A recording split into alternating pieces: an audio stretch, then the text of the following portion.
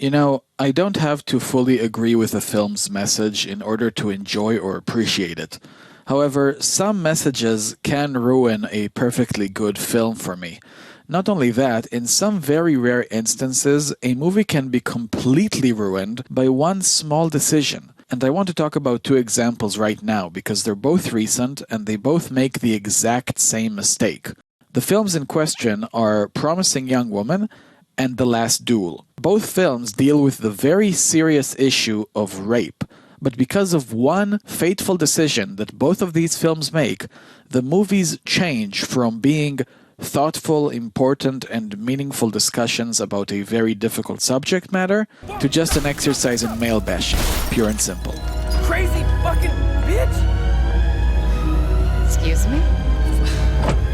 Fuck you. Promising Young Woman tells the story of Cassie.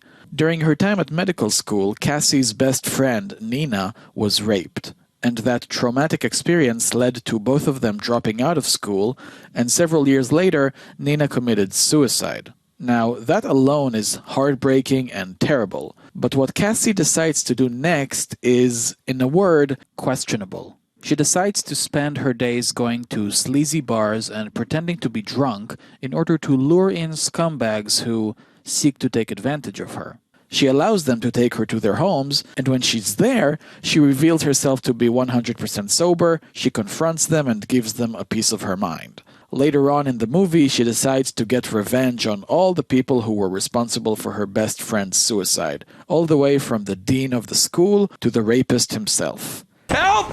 Help me! She doesn't want to kill any of them. All she wants is to deliver a message and teach them a lesson. Now, I have a few issues with the story and with the premise, but my biggest issue is how the film handles the character played by Bo Burnham. Cassie meets a guy and he's nice, charming, and funny. He's the one nice guy, the only decent man in the whole film, while all the rest are portrayed as imbeciles without any moral center who are completely obsessed with pursuing women for sexual pleasure. But not Bo. She falls in love with him, and during the second act, she decides to let go of her pursuit of vengeance and move on, which, if you ask me, is the correct decision. And in that portion of the film, I was actually having a pretty good time. I was enjoying myself. It was nice to see Cassie have fun and be happy and let go of the dark and traumatic past that she experienced. However, the big twist of the film is that Cassie discovers that Bo Burnham was present during the rape and did nothing. He laughed and watched along with the rest of the dirty, rotten men.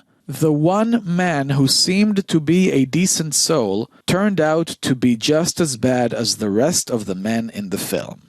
Now, The Last Duel tells the story of a woman who marries a knight. One day, while her husband is away, a squire arrives at their castle and rapes her. She informs her husband when he returns, and he challenges the rapist to a duel in order to defend his wife's honor. What's interesting about this film is that we experience the story 3 times from 3 different perspectives. The first is the truth according to Matt Damon. We see him as a slightly dim yet noble knight who fights for his king. He marries a beautiful woman whom he loves and cares for. However, when he discovers she's been raped, he quickly rises to defend her honor by challenging the rapist to a duel. The second perspective is the truth according to Adam Driver. Now, he's clearly delusional. He thinks everything belongs to him, and when he meets Matt Damon's wife, he can't help himself but fall in love with her.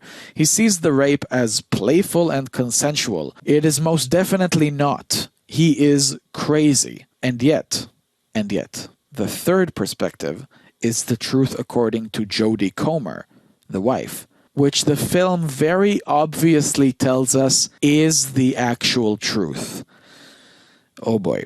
Now, we expected her to see the rape very differently, and indeed, the way she sees it is the correct way. It wasn't playful, it wasn't consensual, it was a terrible and horrifying experience, of course. However, and here's the part I don't like, she sees her husband in a very negative light as well. Having sex with her husband seems about as enjoyable as the rape was. He's practically raping her himself, only it's legal because they're married. The husband isn't much better than the rapist from her point of view. To her, both men are scum, but in different ways. That was an intentional decision by the filmmakers.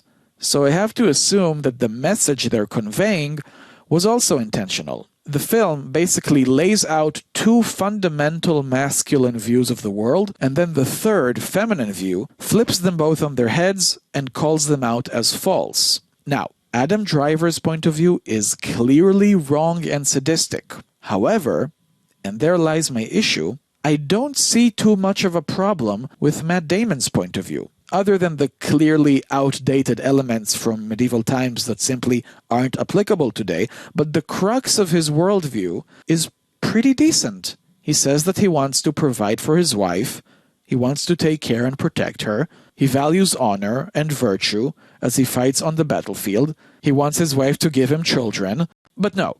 The film basically tells us that everything about his worldview is false. During the third chapter, Matt Damon completely changes. He just becomes a complete asshole, a monster, a pathetic and violent man. That's the way his wife sees him. But according to the movie, that's the objective truth. Which brings me to the heart of my issue with both of these films. There isn't a single decent male character in either of them. All the men are scum.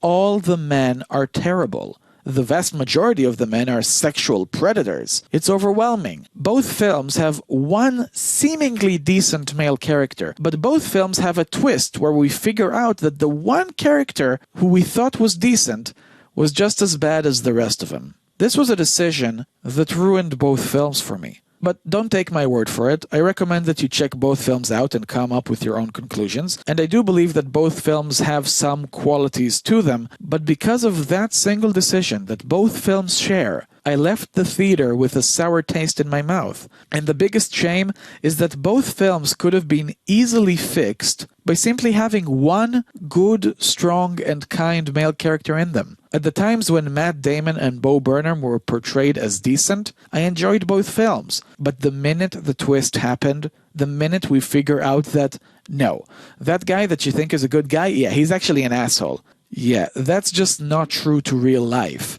If the only decent person you know is you, then maybe you're part of the problem. I'm not saying that what you experienced wasn't terrible. Of course not. But just because you experienced a horrible crime doesn't mean that your worldview is automatically correct, or the objective truth, like The Last Duel wants to tell us. Really too bad. Both films had potential, but because of misguided worldviews, both films failed to deliver for me.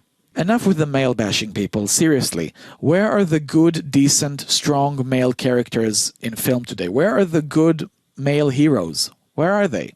Well, I'm gonna just have to keep searching. Anyway, before I go, I just want to leave you with a quick update, really quick.